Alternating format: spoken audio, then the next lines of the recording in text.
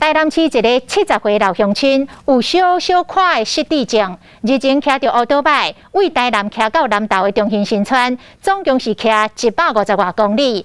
好心的民众帮忙来报案，中兴派出所协助来安置老乡亲，而且来联络到老乡亲的家属，把这老乡亲平安送回厝。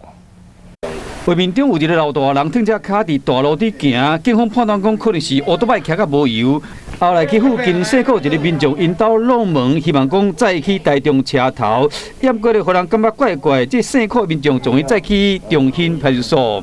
寻获老人，然后把他带反所了解后，才得知说这个蔡姓老翁是从台南骑车骑到我们中兴新村。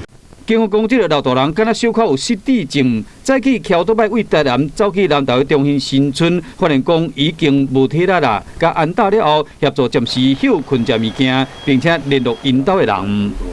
他家人表示说，蔡姓老翁他有失智的情势的，可能以前有任职在那个台南的糖厂，所以他的过往的回忆都是在那边。谁知道说原本10公里的路程会变成上百公里的路程。